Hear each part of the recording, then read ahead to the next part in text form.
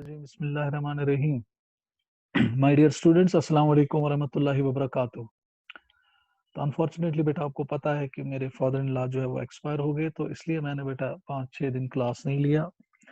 और बेटा मुझे भी फिर क्वारंटीन में जाना पड़ा। तो इसलिए उसके लिए मैं बेटा तो आपसे माफ़ी मांग रहा हूँ कि मैंने आपको 6-7 दिन से क्लास नहीं लिया, क्योंकि अनफॉर्चुनेटली बेटा आपको पता है कि कंडीशंस ही ऐसी हुई थी कि मैं क्लास नहीं ले पाया। तो चले बेटा, आज हम एक नेक्स्ट चैप्टर बेटा स्टार्ट करने जा रहे हैं, क्योंकि मैंने आपको जेनेटिक्स बेटा कंप्लीट किया था, तो होप कि आपने पेडिग्री जो है उस पर भी काम किया होगा। तो इनशाला बेटा मैं थोड़ा बहुत बिजी था इन दिनों, बिजी क्या बेटा फंसा हुआ था। तो मैं इनशाला आपको बेटा पेडिग्री जो है उसके जो आपका जेनेटिक्स है उसमें लगभग मैं आपको 100 क्वेश्चंस बेटा अपलोड करूंगा वेबसाइट पे, जो आपकी असाइनमेंट रहेगी, और उस पर बेटा आप अच्छी तरह से काम करना। और उसमें आपके नीट के जितने भी प्रीवियस क्वेश्चंस है वो सारे के सारे बेटा वहां पे रखे होंगे, तो उसको आप अच्छी तरह से बेटा नजर देना। तो चलिए बेटा, आज हम नेक्स्ट चैप्टर की ओर अब मूव करेंगे, and that's called as biotechnology. बहुत इंपॉर्टेंट चैप्टर है, और बेटा इसमें मैंने आमतौर देखा है कि जो बायोटेक्नोलॉजी है इसमें जितने भी क्वेश्चंस आते हैं तो मोस्ट प्रोबेबली बेटा सारे के सारे टेक्स्ट बुक से ही आते हैं। 90% क्वेश्चंस जो है जो बेटा आज तक बायोटेक्नोलॉजी में आए हैं तो आपके टेक्स्ट बुक से ही आए हैं। और आपकी टेक्स्ट बुक ने बेटा बहुत अच्छी तरह से बायोटेक्नोलॉजी को लिखा है, उतनी भी अच्छी तरह से नहीं, मगर बेटा आपके स्टैंडर्ड के हिसाब से बहुत अच्छी तरह से बेटा टेक्स्ट बुक ने इसको डिस्कस किया है। तो चले बेटा, आपका टाइम बगैर बजाय वेस्ट किए हुए तो हम बेटा मूव करेंगे टुवर्ड्स बायोटेक्नोलॉजी। देखिए बेटा, अब देखना यह है कि बायोटेक्नोलॉजी होता क्या है, किस चीज को बेटा हम बायोटेक्नोलॉजी कहते हैं। अगर हम बेटा इस वर्ड को ही तोड़ देंगे, बायोटेक्नोलॉजी जो अब आपके स्क्रीन पे बेटा आ रहा है, बहुत इंपॉर्टेंट चैप्टर है बेटा एंट्रेंस के लिए और आपके बोर्ड एग्जाम्स के लिए, बहुत इंपॉर्टेंट चैप्टर है। क्योंकि हर साल बेटा मैंने देखा है कि इसमें एंट्रेंस में नीट में 5 क्वेश्चंस बेटा आ जाते हैं, आपके इसमें 5 क्वेश्चंस तो लगे होते हैं बायोटेक्नोलॉजी में। तो इसे बेटा थोड़ा बहुत ख्याल, और एक लंबा या बेटा लॉन्ग टाइप क्वेश्चन भी इससे निकल के आता है, तो इसलिए बेटा थोड़ा बहुत ख्याल कीजिएगा इस चैप्टर पे। और टफ भी माशाल्लाह बहुत ज्यादा है। तो चले बेटा, अब हम देखेंगे बायोटेक्नोलॉजी क्या होता है। बायो मींस बेटा, अगर आप देखेंगे, बायो मींस बायोलॉजी। सो जहां पर हम बायोलॉजी का इस्तेमाल करते हैं फॉर द बेटा अपलिफ्टमेंट ऑफ ह्यूमन बींग्स, या फॉर द शब्बा बेटा for the cause of human beings, ताकि बेटा ह्यूमन बींग्स को इसकी वजह से कोई फायदा मिले, so at that time we call it as biotechnology. So that means कि जहां पर भी आप बायोलॉजी का इस्तेमाल करोगे for the welfare of human beings, so at that time we call that technique as biotechnology. अब क्वेश्चन ये उठेगा कि सर हम बायोलॉजी का कहां कहां पर इस्तेमाल करते हैं in case of human beings. मत पूछो बेटा कहां हम बायोटेक्नोलॉजी का, कहां हम बायोलॉजी का इस्तेमाल ह्यूमन बींग्स के वेलफेयर में नहीं करते हैं। मुझे बेटा जहां पर भी आप देखोगे वहां पर हम इस बायोलॉजी का इस्तेमाल डायरेक्टली या इनडायरेक्टली करते हैं for the welfare of human beings. कैसे? सपोज बेटा अगर हम देखेंगे कि एग्रीकल्चर का हम लेंगे, सपोज हमें बेटा फूड प्रोडक्शन देखनी है। आपको पता है कि फूड प्रोडक्शन बेटा दिन ब दिन एनहांस हो रही है। हम ट्रांसजेनिक प्लांट्स बनाने में कामयाब हो गए। हम बेटा कुछ ऐसे प्लांट्स में बनाने में कामयाब हो गए जो पेस्ट रेजिस्टेंस थे, जिनमें प्रोडक्शन ज्यादा थी। जैसे बेटा बीटी कॉटन हमने बनाया, हमने बीटी ब्रिंजल बनाया, या इसी तरह हमने पेस्ट रेजिस्टेंस बेटा बहुत ज्यादा प्लांट्स बनाए। हमने फ्लेवर सेवर बेटा टमाटो की वैरायटी बनाई, जिसकी वजह से बेटा हमने प्लांट प्रोडक्शन बहुत ज्यादा इंक्रीज की। इससे बेनिफिट अल्टीमेटली किनको हुआ? ह्यूमन बींग्स को। इसी तरह बेटा हमने मॉलिक्यूलर डायग्नोसिस में या बेटा फार्मास्यूटिकल्स में मेडिसिन बनाए, वैक्सीन बनाए, या इस टाइम बेटा अगर आप देखेंगे कोरोना वायरस जो है मुसीबत बर्पा कर रहा है, और आप सारे इंतजार कर रहे हो कि कब बेटा इस कोरोना वायरस का वैक्सीन आए। और बेटा अगर वैक्सीन हम बना सकते हैं कोरोना वायरस का, तो इसी बायोटेक्नोलॉजी की वजह से हम इसको बना सकते हैं। इसी तरह बेटा हमने बहुत सारे ड्रग्स बेटा इस बायोटेक्नोलॉजी की वजह से बनाए। हमने जीन थेरेपी बेटा डेवलप की इस बायोटेक्नोलॉजी की वजह से। हमने बेटा शाबाश बहुत सारे जेनेटिक डिसऑर्डर्स को जीन थेरेपी के जरिए ट्रीट किया इसी बायोटेक्नोलॉजी की वजह से। हमने फूड प्रोसेसिंग में सपोज बेटा अगर हम देखेंगे पिकल्स हम बनाते हैं, जिसको कश्मीरी में आचार कहते हैं, या दही हम बनाते हैं, या जामु दूध से बना, समझ में आ गया, या शराब लोग बनाते हैं, तो बेटा वहां पे हम इस्तेमाल इसी बायोटेक्नोलॉजी का करते हैं। इसी तरह बेटा अगर हमें बेटा किसी जगह पोल्यूटेंट है, सपोज किसी समंदर में कोई ऑयल टैंकर डूब गया, अब जो ऑयल स्पिल्स है, जो बेटा पेट्रोलियम है या पेट्रोल है, ये बेटा इस समंदर में अब बिखर गया। इसकी वजह से बेटा जो एक्वेटिक लाइफ समंदर में है उसकी वजह से बेटा उनको डेंजर है। तो हम क्या करते हैं? हम एक बैक्टीरिया का इस्तेमाल करते हैं, दैट्स कॉल्ड सीडोमोनास प्यूटिडा। और ये सीडोमोनास प्यूटिडा क्या करता है, ये इन ऑयल स्पिल्स को रिमूव करता है। सो दैट मीन्स कि बेटा हम बायोटेक्नोलॉजी में क्या करते हैं, हम डिफरेंट लिविंग ऑर्गेनिजम्स का, चाहे वो माइक्रो ऑर्गेनिजम्स हो या कोई और ऑर्गेनिज्म हो, हम इनका इस्तेमाल करते हैं for the welfare of the human beings. जैसे बेटा आपको पता होनी चाहिए, अगर हम पिकल्स घर में बनाते हैं, आचार बनाते हैं, आचार बना, तो वहां पे बेटा आपको पता है कि हम एसिडिक फर्मेंटेशन का इस्तेमाल करते हैं। एसिडिक फर्मेंटेशन मींस कि जहां पर बेटा हम एनियोरोबिक कंडीशंस इस्तेमाल करते हैं या एनियोरोबिक कंडीशंस बेटा क्रिएट करते हैं, और फिर बेटा हम क्या करते हैं उसमें, चाहे लेक्टोलिकोनेस्टॉक हो, लैक्टोबैसिलस हो, साइटोबैक्टर हो या क्लेब्सिला हो, ये ऐसे बैक्टीरिया मैंने यहां पर गिने, चाहे वो आपका लीकोनेस्टॉक हो, चाहे वो आपका बेटा लैक्टोबैसिलस हो, याद रखने की कोई जरूरत नहीं है, खाली बेटा फिलहाल सुन लो, लैक्टोबैसिलस हो, चाहे वो आपका साइटोबैक्टर हो, या चाहे वो आपका बेटा एक और बैक्टीरिया हो जिसको हम क्लेब्सिला कहते हैं। ये बैक्टीरिया ऐसे हैं बेटा जो शाबाश एसिडिक फर्मेंटेशन करते हैं, और इन्हीं बैक्टीरिया का इस्तेमाल करके हम एसिडिक फर्मेंटेशन करते हैं, और इसकी वजह से बेटा हम पिकल्स बनाने में कामयाब हो जाते हैं,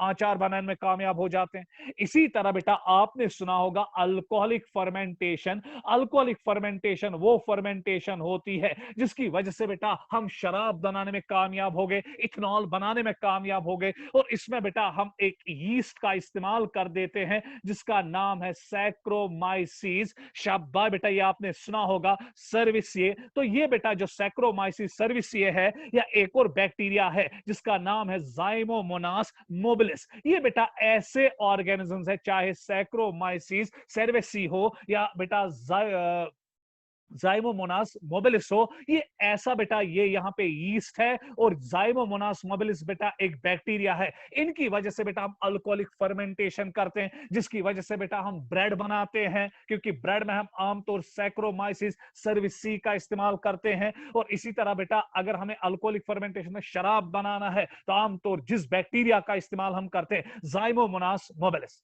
तो जरा गौर कीजिएगा बेटा, एसिडिक फर्मेंटेशन में हमने इन माइक्रो ऑर्गेनिजम्स का इस्तेमाल किया ना, जिसकी वजह से हमने क्या बनाया बेटा, pickles. So at that time हमने यहां पे बैक्टीरिया का इस्तेमाल किया ना फॉर फॉर्मेशन ऑफ पिकल्स, जो फिर ह्यूमन बींग्स कंज्यूम करते हैं। इसी तरह बेटा अल्कोहलिक फर्मेंटेशन में, चाहे हमें बेटा ब्रेड बनानी है या हमें अल्कोहल बनाना है, तो उसमें बेटा हमने कुछ माइक्रो ऑर्गेनिजम्स का इस्तेमाल किया, चाहे सैक्रोमाइसिस सर्विसी हो या फिर आपका बैक्टीरिया जाइमोमोनास मोबिलिस हो।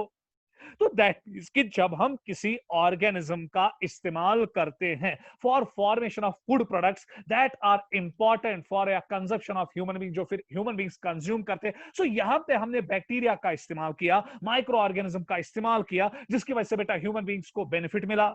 इसी तरह बेटा अगर हमें किसी जगह कोई बेटा शाबाश पोलूटेंट है, जैसे पोलूटेंट है, आपने एक नाम सुना होगा पॉलीविनाइल क्लोराइड, पीवीसी, एक पोलूटेंट है और ये कार्सिनोजेनिक है। हम चाहते हैं कि बेटा इस जमीन से इस पोलूटेंट का नाम निशान हम खत्म करें, पीवीसी को हम डिग्रेड करें। नेचुरली बेटा ये डिग्रेड नहीं होता है, नेचुरली पॉलीविनाइल क्लोराइड डिग्रेड नहीं होता है। हम क्या करते हैं, हम एक बैक्टीरिया का इस्तेमाल करते हैं एंड दैट्स कॉल्ड एज डेहेलोकॉक्सिडस। जो ये डेहेलोकॉक्सिडस होता है, ये क्या करता है, ये पीवीसी को डिग्रेड करता है और उसको नॉन कार्सिनोजेनिक एजेंट में तब्दील करता है, एंड दैट को non carcinogenic agent is called as इथनीन।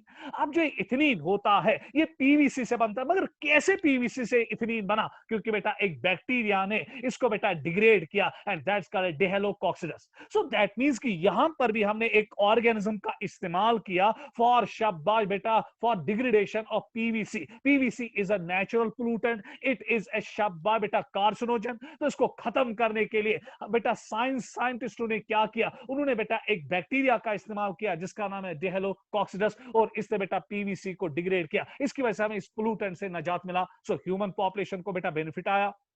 इसी तरह बेटा यहां पर मैंने एक लफ्ज आपको लिखा है बायो रिमीडिएशन, इस पे नजर रखना बेटा, ये एग्जाम में आया है, एम्स में आया है। बायो रिमीडिएशन मींस जहां पर हम बेटा माइक्रो ऑर्गेनिजम्स की वजह से या माइक्रो ऑर्गेनिजम्स के इस्तेमाल करने से किसी भी पोल्यूटेंट को न्यूट्रलाइज करते हैं, खत्म करते हैं, डिग्रेड करते हैं। सो एट दैट टाइम बेटा यहां पर मैंने एक एग्जांपल दी है, सीडोमोनास पिटिडा। सीडोमोनास पिटिडा एक बैक्टीरिया है। अगर बेटा समंदर में ऑयल स्पिल्स होते हैं, कोई समंदर में समुद्री जहाज टैंकर डूबा, ऑयल टैंकर अगर डूबा तो ऑयल बेटा रिलीज होगा, वो समंदर की तह पे, समंदर के सतह पे फैल जाएगा, जिसकी वजह से एक्वेटिक लाइफ को मुसीबत पड़ेगी। तो उस टाइम हम सीडोमोनास पिटिडा का इस्तेमाल करते हैं, जो ऑयल स्पिल्स को क्या करता है, रिमूव।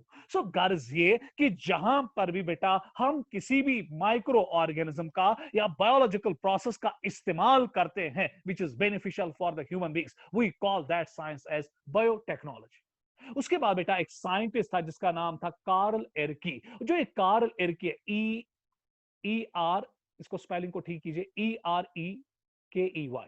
सो जो एक कार्ल एरकी था, ये पहला साइंटिस्ट था जिसने बेटा दुनिया को एक लफ्ज दिया, and that is called as biotechnology. और ये लफ्ज इसने बेटा 1990 में दिया। सो आज के बाद अगर आपको एंट्रेंस में क्वेश्चन आएगा term biotechnology was coined by, तो आंसर क्या लिखोगे बेटा, कार्ल एरकी। इसके बाद बेटा he is regarded as the father of biotechnology. इसको फादर ऑफ बायोटेक्नोलॉजी का बेटा दर्जा भी दिया जाता है, क्योंकि ये पहला शख्स था जिसने बेटा आइडिया दिया कि हम इन बायोलॉजिकल ऑर्गेनिजम्स को या ऑर्गेनिजम्स को इस्तेमाल कर सकते हैं for the welfare of human beings, for the upliftment of the बेटा ह्यूमन पॉपुलेशन। और उसकी वजह से जो ह्यूमन पॉपुलेशन है उनको बेनिफिट मिलेगा अगर हम डिफरेंट बायोलॉजिकल प्रोसेसेस को या माइक्रो ऑर्गेनिजम्स को इस्तेमाल करेंगे। तो इसीलिए बेटा इसको फादर ऑफ बायोटेक्नोलॉजी कहा जाता है। इंडिया में बेटा एक साइंटिस्ट था जिसका नाम था VL चोपड़ा। ये आपका बेटा फिगर जो फोटोग्राफ 2 है, ये VL चोपड़ा है। इसको फादर ऑफ इंडियन बायोटेक्नोलॉजी कहते हैं, क्योंकि इसने बायोटेक्नोलॉजी में इंडिया पे बहुत ज्यादा काम किया। तो अब आपको बेटा ये याद रहा कि बायोटेक्नोलॉजी एक ऐसा बेटा फील्ड है बायोलॉजी का जहां पर हम बायोलॉजिकल प्रोसेसेस को या माइक्रो ऑर्गेनिजम्स को या लिविंग ऑर्गेनिजम्स को इस्तेमाल करते हैं for the welfare of human beings. अब बेटा इसका जन्म कब हुआ, बायोटेक्नोलॉजी का जन्म कब हुआ? नो डाउट बेटा 1919 में कार्ल इरकी ने पहली बार इस लफ्ज को दिया, मगर बेटा इसका इस्तेमाल ह्यूमन सिविलाइजेशन ने बेटा बहुत पहले से किया, क्योंकि आपको पता है एसिडिक फर्मेंटेशन, पिकल्स, आचार बनाना, ये एक बायोटेक्नोलॉजिकल प्रोसेस है, आचार बनाना, समझ में आ गया? सो इंसान ने कब इस्तेमाल किया, नोबॉडी नोज। सो बेटा पहला आचार किस इंसान ने बनाया, कब बनाया, किस एरा में बनाया, किस बेटा शब बाय ईयर में बनाया, पता ही नहीं है। इसी तरह अल्कोहलिक फर्मेंटेशन जो है, शराब कब बना, समझ में आ गया बेटा? ब्रेड कब बनी, इसका भी कोई परफेक्ट रिकॉर्ड नहीं है। सो बेटा हजारों साल से इंसान इस बायोटेक्नोलॉजी का इस्तेमाल कर रहा है। उसके बाद बेटा हम आगे की ओर बढ़ेंगे। इसका आप स्क्रीनशॉट लीजिएगा, जल्दी जल्दी आप स्क्रीनशॉट लीजिएगा। ये याद रखिएगा कि एसिडिक फर्मेंटेशन में हम किन ऑर्गेनिजम्स को इस्तेमाल करते हैं और अल्कोहलिक फर्मेंटेशन में हम किन ऑर्गेनिजम्स का इस्तेमाल करते हैं। ये बेटा आप स्क्रीनशॉट लीजिएगा। तो आगे बढ़ रहा हूं मैं। तो चले बेटा अगला स्लाइड आपके सामने आ रहा है। Biotechnology is divided into 2 phases. अब बेटा बायोटेक्नोलॉजी को हम फॉर कन्वीनियंस 2 फेजेस में डिवाइड करते हैं। One is called as old biotechnology and another is called as new biotechnology. देखिए बेटा अब ओल्ड बायोटेक्नोलॉजी क्या होता है और न्यू बायोटेक्नोलॉजी क्या होता है।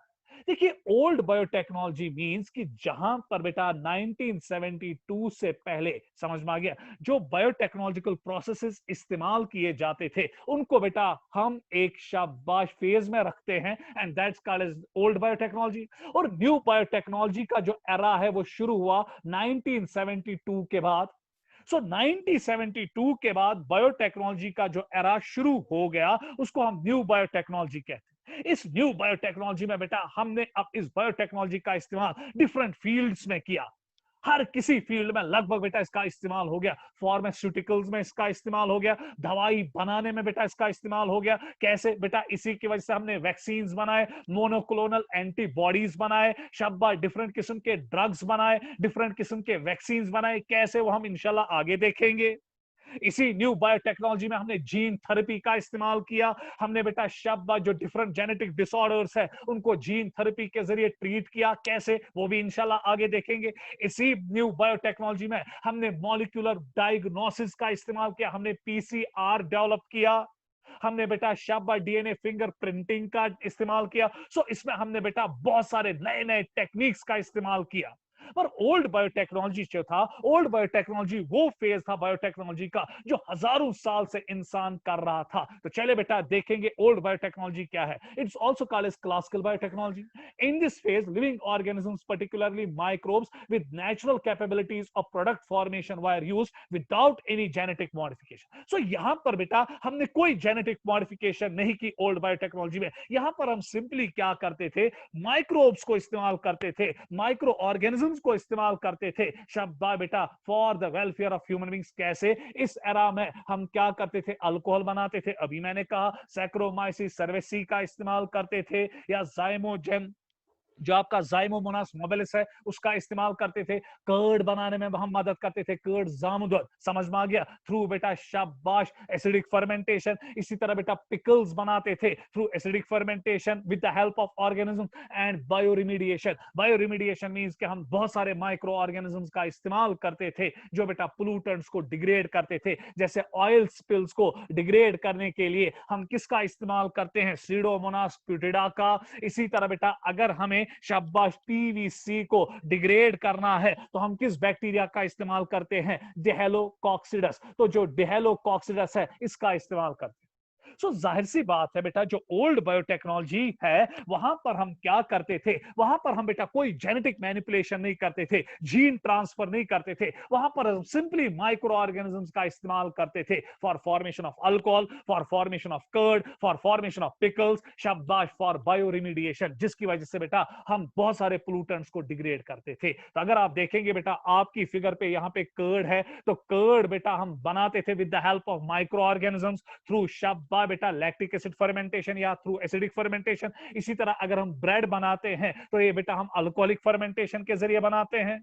इसी तरह बेटा अगर आप देखेंगे, इसका आप स्क्रीनशॉट लीजिएगा जल्दी तो आगे की ओर बढ़ेंगे। तो अगर इसी तरह बेटा हम वाइन बनाते हैं तो वाइन भी हम ओल्ड बायोटेक्नोलॉजी के में बेटा जरिए ही बनाते थे बाय यूजिंग शाबाश those organisms, those microorganisms which are responsible for alcoholic fermentation like Saccharomyces cerevisiae and Zymomonas शाबाश मोबिलिस। बहुत आसान है अभी। तो चले बेटा इसका भी आप स्क्रीनशॉट लीजिएंगे, आगे बढ़ेंगे। तो अब हम बेटा आएंगे कि न्यू बायोटेक्नोलॉजी क्या है। बस बेटा यहां पे आप नजर बराबर रखो। अब बेटा हम असली मुद्दे पे आए कि न्यू बायोटेक्नोलॉजी है क्या। This phase of biotechnology developed after 1972। तो 1972 के बाद बेटा इस न्यू बायोटेक्नोलॉजी की नींव पड़ी। और पहली नींव इसकी किसने डाली बेटा, नीट में आया, यहां नजर रखिएगा, नीट में आया और डायरेक्टली बेटा टेक्स्ट बुक से एक क्वेश्चन उठाया गया था। तो इसलिए बेटा मैंने इसको यहां पर इस पॉइंट को कुछ पॉइंट्स में बेटा बोल्ड में लिखा है। Foundation of modern biotechnology was laid by, यहां लेड लिखेंगे आप LAID, laid by Stanley Cohen and Herbert Boyer. देखिए बेटा पहली बार मॉडर्न बायोटेक्नोलॉजी का जो बुनियाद डाला वो दो साइंटिस्टों ने डाला। एक का नाम था स्टैनली कोहिन और दूसरे का नाम था हर्बर्ट बॉयर। इन्होंने क्या किया, क्यों बेटा इन्होंने मॉडर्न बायोटेक्नोलॉजी का, न्यू बायोटेक्नोलॉजी का नींव डाला, क्योंकि इन्होंने पहली बार ऐसा कारनामा कर डाला जो इंसान के जहन गुमान में भी नहीं था। इन्होंने क्या किया, इन्होंने बेटा एक बैक्टीरिया का जीन जो है वो ट्रांसफर किया दूसरे बैक्टीरिया में। सो ये पहले दो साइंटिस्ट थे जिन्होंने बेटा जेनेटिक मैनिपुलेशन की। क्योंकि आज अगर आपको कोई कहेगा जरा न्यू बायोटेक्नोलॉजी बोलो, तो न्यू बायोटेक्नोलॉजी में हम क्या करते हैं, हम जेनेटिक मैनिपुलेशंस कर देते हैं। हम एक ऑर्गेनिज्म से जीन निकालते हैं और फिर बेटा उसको ट्रांसफर करते हैं दूसरे ऑर्गेनिज्म में। सपोज मैं आपको एक सिंपल सी एग्जांपल दूंगा, ये ह्यूमन सेल है, लेमन्स लैंग्वेज में पढ़ा रहा हूं, ये ह्यूमन सेल है और इस ह्यूमन सेल में बेटा एक जीन है and that gene is called as humulin gene. और जो ह्यूमिलिन जीन है ये एक बेटा हार्मोन बनाता है and that hormone is called as insulin. So आपको पता है कि हमारी बॉडी में जो सेल्स है, स्पेशली पेनिक्रियाज की जो बीटा सेल्स है, बीटा सेल्स में बेटा एक हार्मोन बनता है and that hormone is called as insulin. ये भी आपको पता है कि जो ये इंसुलिन है बहुत इंपॉर्टेंट हार्मोन है क्योंकि ये हमारी बॉडी में जो ग्लूकोज की लेवल्स है उसको घटा देता है। कैसे? ये ग्लूकोज को बेटा सेल्स के अंदर भेजता है और उसकी वजह से जब सेल्स के अंदर ग्लूकोज जाता है तो फिर ग्लूकोज मेटाबोलाइज होता है थ्रू शाबाश बेटा, आपको पता है थ्रू बेटा शाबाश ग्लाइकोलाइसिस, शाबाश बेटा Krebs cycle and electron transport chain. फिर इस ग्लूकोज से क्या बनता है, ATP। सो इंसुलिन हार्मोन एक इंतहाई इंपॉर्टेंट हार्मोन है जो बेटा शाबाश क्या करता है, जो हमारे सेल्स में ग्लूकोज का इन्फ्लक्स बढ़ा देता है, सेल्स को मजबूर करता है कि वो ग्लूकोज अपटेक करे, और उसकी वजह से बेटा सेल्स क्या करती है, वो फिर इस ग्लूकोज को इस्तेमाल करके एटीपी बनाते हैं, जिसकी वजह से बेटा हमें एनर्जी मिलती है ताकि हम डिफरेंट बायोकेमिकल प्रोसेस को अंजाम दें।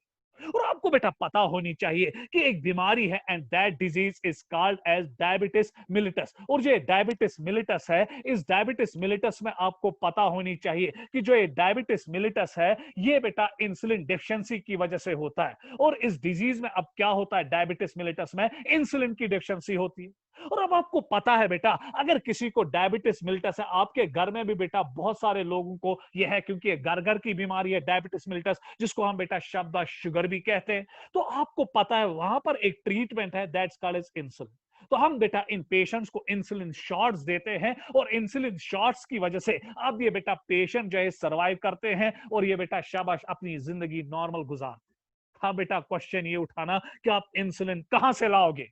अब आपको बेटा एक डायबिटिक पेशेंट को ट्रीट करके, लेक्चर को बेटा बहुत मजे में सुनना, लेक्चर को बहुत मजेदार में सुनना, क्योंकि इतना इंटरेस्टिंग बेटा चैप्टर आपको अपनी जिंदगानी में कहीं नहीं मिलेगा। बायोटेक्नोलॉजी का बहुत जबरदस्त चैप्टर है, समझा तो बेटा बहुत कुछ आपने बेटा हासिल अपनी जिंदगानी में किया। तो देखिए बेटा, अब हमें इंसुलिन की जरूरत है। अब हम इंसुलिन कहां से लाएंगे इन डायबिटिक पेशेंट को, जो करोड़ों लोग दुनिया में बेटा डायबिटीज से सफर कर रहे हैं, इनको हम कैसे बेटा अब ट्रीट करें। तो ट्रीटमेंट के लिए हमारे पास बेटा इंसुलिन होना चाहिए। और अब क्वेश्चन ये उठेगा, इंसुलिन हम कहां से लाएंगे, इंसुलिन हम किधर से लाएंगे। क्योंकि क्या हम किसी ह्यूमन बीइंग को मारेंगे, फिर उसका पेनिक्रियाज निकालेंगे, फिर पेनिक्रियाज से इंसुलिन निकालेंगे, ये कहां का उसूल है कि एक इंसान की जिंदगी बचाने के लिए हम दूसरे इंसान की जान लेंगे।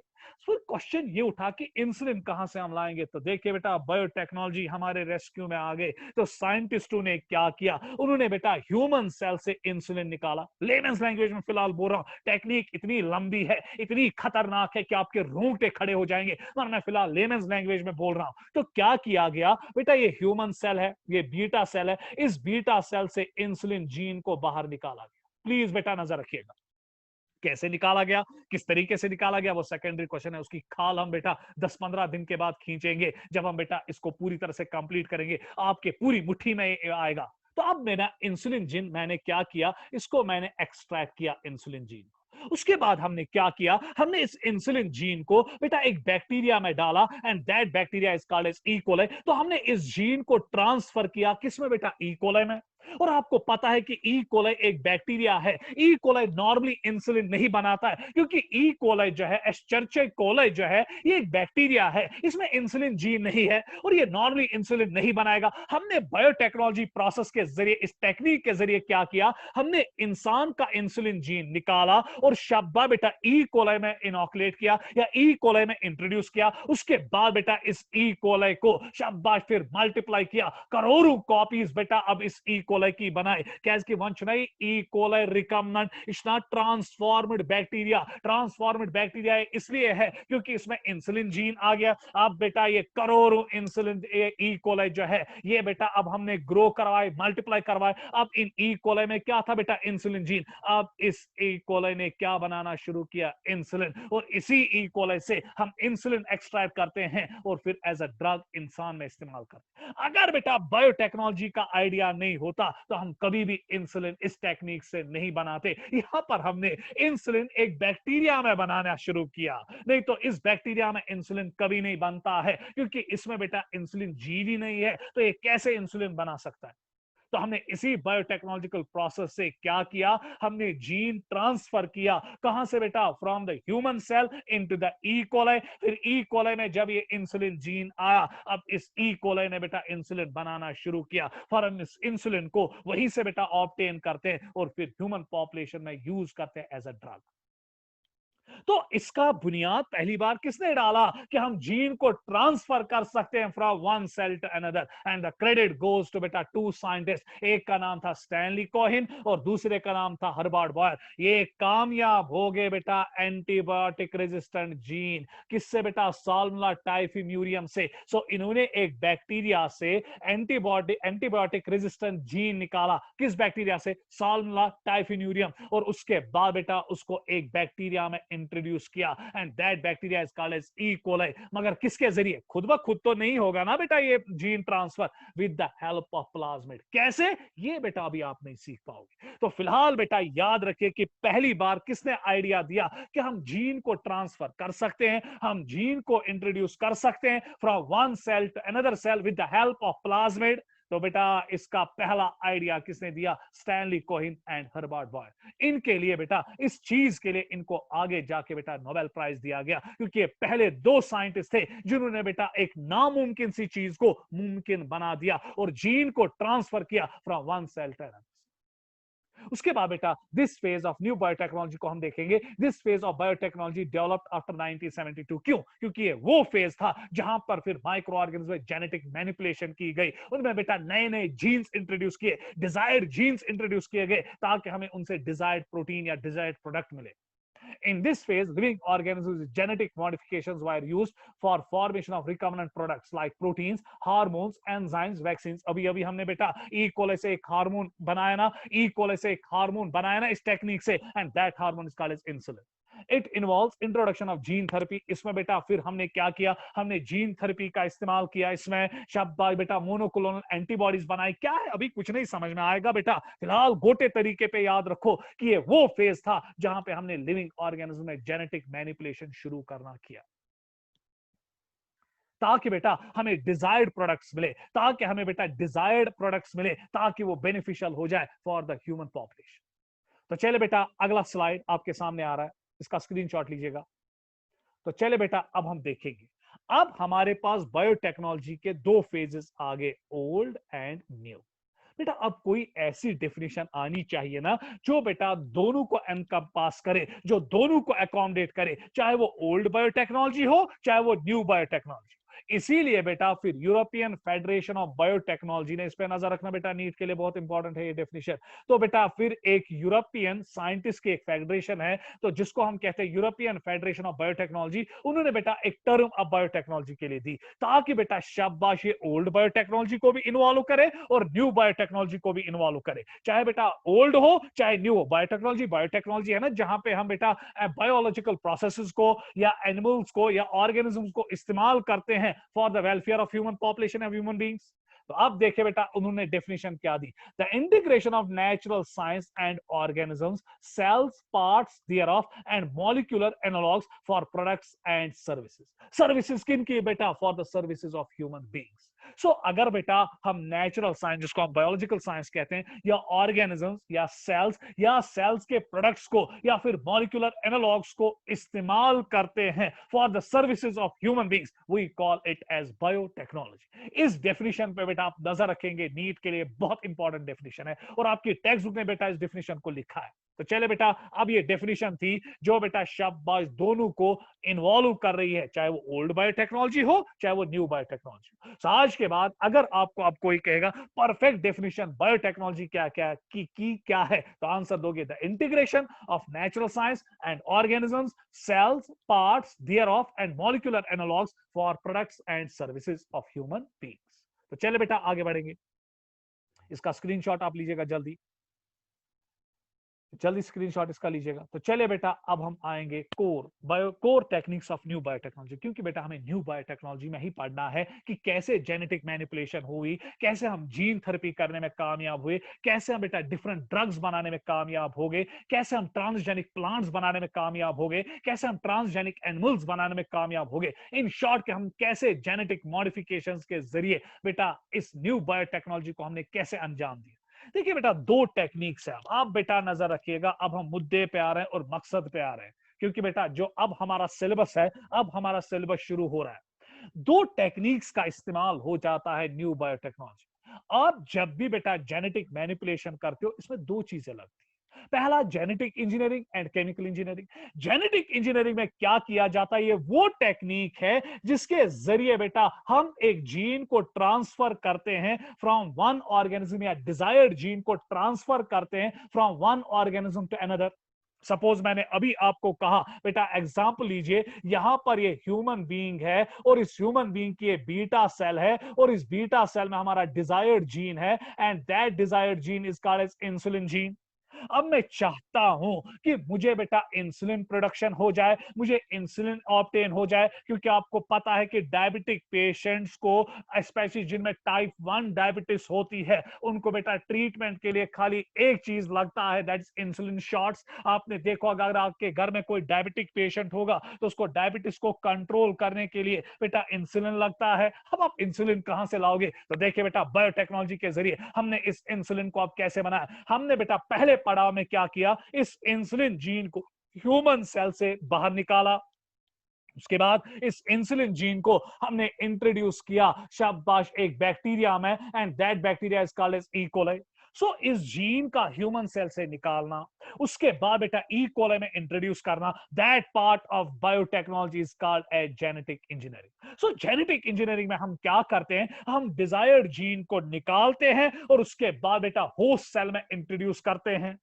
उसके बाद बेटा केमिकल इंजीनियरिंग में क्या किया गया, केमिकल इंजीनियरिंग में अब जो ई कोलाई में ये इंसुलिन जीन इंट्रोड्यूस किया गया, तो उसके बाद बेटा एक मशीन है, that machine is called as bioreactors, और इन बायोरिएक्टर्स में अब इन ट्रांसजेनिक ई कोलाई को डाला जाता है, जिसमें बेटा कौन सा जीन इंट्रोड्यूस हुआ, इंसुलिन। और यहां पर हम ढेर सारा इंसुलिन अब इन बेटा शाबाश क्या करते हैं, ऑब्टेन करते हैं। सो जेनेटिक इंजीनियरिंग में जेनेटिक मैनिपुलेशन होती है, और केमिकल इंजीनियरिंग में हम बेटा डिजायर्ड प्रोडक्ट को, यहां पे डिजायर्ड प्रोडक्ट कौन है बेटा, इंसुलिन, इंसुलिन को ऑब्टेन करते हैं इन लार्ज क्वांटिटीज। अब हम यही देखेंगे बेटा पड़ाव पड़ाव कि जेनेटिक इंजीनियरिंग में हम कैसे जेनेटिक मैनिपुलेशन करते हैं, कैसे हम बेटा जीन को निकालते हैं, डिजायर्ड जीन को निकालते हैं एक ऑर्गेनिज्म से, और फिर शाबा बेटा एक होस्ट सेल में डालते हैं। उसके बाद बेटा केमिकल इंजीनियरिंग में आपको स्टडी क्या करवाया जाएगा, कैसे फिर बेटा इस होस्ट से, जो ट्रांसफॉर्मड होस्ट है, जो ट्रांसजेनिक होस्ट है, जिसमें हमने बेटा किसी पर्टिकुलर जीन को इंट्रोड्यूस किया, यहां पे हमने ई कोलाई में इंसुलिन जीन इंट्रोड्यूस किया, फिर हम इस ई कोलाई से कैसे बेटा ऑब्टेन ढेर सारा इंसुलिन करते हैं with the help of bioreactors, and that part of biotechnology is called as chemical engineering. तो चलिए बेटा, सबसे पहले अब हम जेनेटिक इंजीनियरिंग का शब्द बेटा टेक्निक देखेंगे, और एक्सपेक्ट करना अल्लाह पाक की कसम, ये क्वेश्चन बेटा आपके बोर्ड में आता है, दो क्वेश्चंस आएंगे, या तो आएगा different steps involve in genetic engineering, कौन कौन सा स्टेप लगता है जेनेटिक इंजीनियरिंग में, या फिर क्वेश्चन आएगा बेटा tools required for genetic engineering, कौन कौन से टूल्स हमें लगते हैं फॉर जेनेटिक इंजीनियरिंग। इसलिए बेटा एक्सपेक्ट करना बोर्ड में इसमें क्वेश्चन या तो आएगा बेटा different steps in genetic engineering और रिकॉम्बिनेंट डीएनए टेक्नोलॉजी, या फिर क्वेश्चन आएगा different tools required for genetic engineering. तो चले बेटा, चले चले चले, हाँ बेटा नटशल में बोलिए, व्हाट जेनेटिक इंजीनियरिंग, सारे बोलिए। जेनेटिक इंजीनियरिंग वो टेक्निक है जहां पर हम डिजायर्ड जीन को आइडेंटिफाई करते हैं, फिर सेल से निकालते हैं, फिर बेटा होस्ट सेल में इंट्रोड्यूस करते हैं। केमिकल इंजीनियरिंग वो टेक्निक है बायोटेक्नोलॉजी का जहां पर बेटा अब हम इस डिजायर्ड जीन से, इस होस्ट सेल से डिजायर्ड प्रोडक्ट बेटा ऑब्टेन करते हैं, but in large quantities. Issue याद था उन फिलहाल। तो चले बेटा, अब हम आएंगे सबसे पहले कि जेनेटिक इंजीनियरिंग क्या है।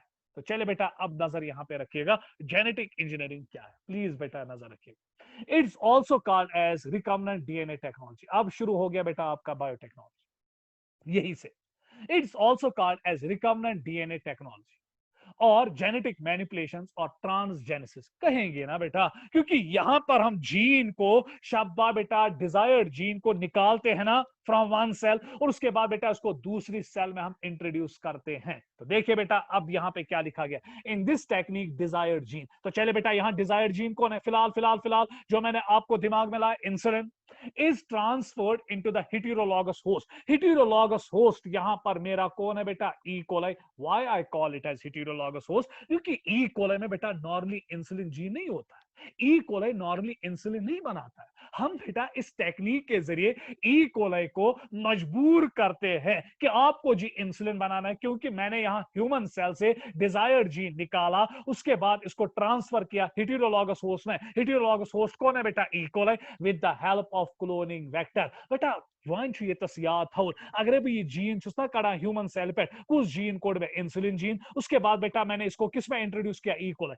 ये मा गस पाने पाने, ये मा बेटा अच्छो सत अथ। या बेटा ई कोलाई या अच्छो सीट इंसुलिन जीन या अच्छो सीट मगर बेटा फिर हम कैसे करते हैं, यही तो बेटा मजा है इसमें कि ये टेक्निक हम कैसे करते हैं, यही तो आपको समझना है। इसमें मैं आपको इंशाल्लाह मास्टर बना दूंगा कि कैसे इस टेक्निक को हम अंजाम देते हैं। बेटा अगर अब फिलहाल मोटे तरीके पे याद रखो कि जब इंसुलिन जीन को हम ट्रांसफर करते हैं ना ई कोलाई में, हम बेटा इसको ट्रांसफर करते हैं एक व्हीकल के जरिए, एक शाबाश कैरियर के जरिए, एक ट्रांसपोर्टर के जरिए, and that is called as vector. क्या कहते हैं बेटा? वेक्टर। ये वेक्टर बहुत सारे किस्म के हो सकते हैं। ये प्लाज्मिड हो सकता है, क्लियर हुआ? ये कॉस्मिड हो सकता है, ये बेटा फास्मिड हो सकता है, ये शब्दा बेटा टाइप्लाज्मिड्स हो सकते हैं, ये बीएसीज हो सकते हैं, ये वाईएसीज हो सकते हैं, ये वाईईपी हो सकते हैं, ये बेटा रेट्रोवायरसेस हो सकते हैं, पढ़ाएंगे ना इंशाल्लाह आगे जाके। ये ट्रांसपोसॉन्स हो सकते हैं, ये लैम्डा फॉजेस हो सकते हैं, ये एमएस2 फॉजेस हो सकते हैं, बहुत सारे हैं बेटा, मजा आएगा इसको पढ़ने में।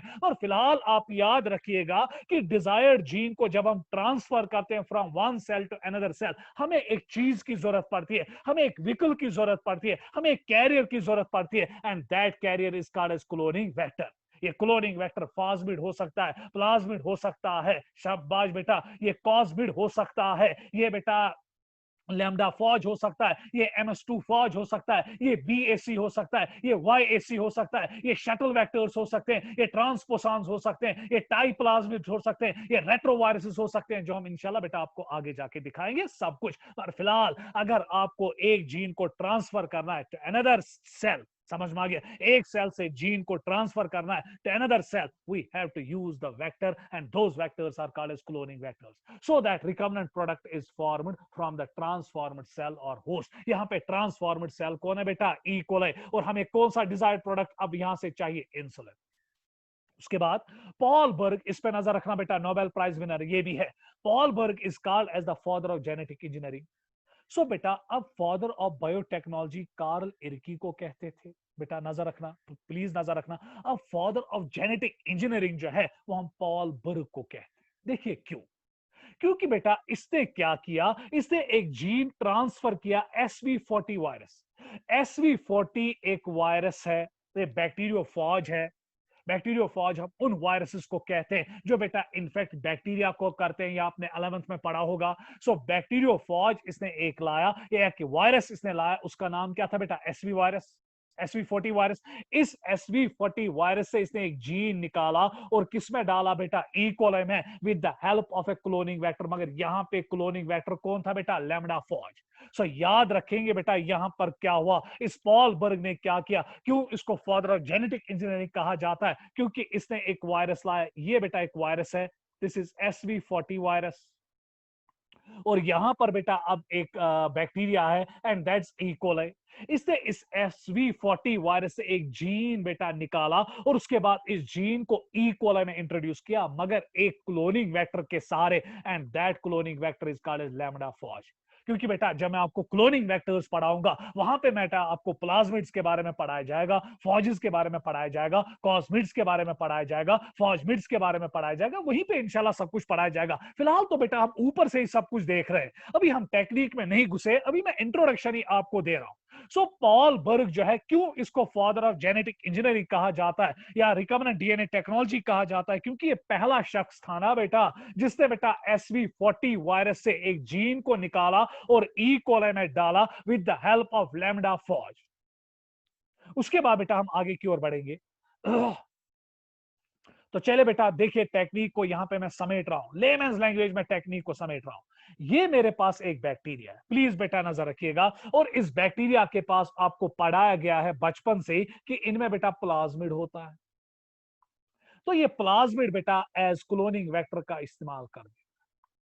तो अब बेटा यहां पर मेरे पास डिजायर्ड सेल है, गौर से देखिएगा, ये डिजायर्ड सेल है। चले बेटा ये बीटा सेल, और इस बीटा सेल में जो ये रेड कलर का आप देखते हो जीन ऑफ इंटरेस्ट, ये इंसुलिन है। अब मैं चाहता हूं कि मैं इस इंसुलिन जीन को निकालूं और उसके बाद बेटा मैं इसको ई कोलाई में, चलिए बेटा ये यहां पे ई कोलाई है, मैं इसको ई कोलाई में इंट्रोड्यूस करूं। अब देखिए बेटा कैसे इसको इंट्रोड्यूस किया जाता है, आहिस्ता आहिस्ता पड़ाव ब पड़ाव मैं आपको आहिस्ता आहिस्ता बेटा टेक्निक के साथ रूबरू करवाऊंगा। फिलहाल एक आइडिया। तो देखिए बेटा अब मेरे पास यहां क्लोनिंग वेक्टर है जो मैंने बैक्टीरिया से निकाला। अब यहां पर मेरे पास ये बीटा सेल है जिसमें बेटा ये डिजायर्ड जीन है, और डिजायर्ड जीन कौन सा? इंसुलिन। इसी इंसुलिन को मैं चाहता हूं कि ये इंट्रोड्यूस हो जाए किसमें बेटा? ई कोलाई में। तो देखिए अब मैं क्या करूंगा।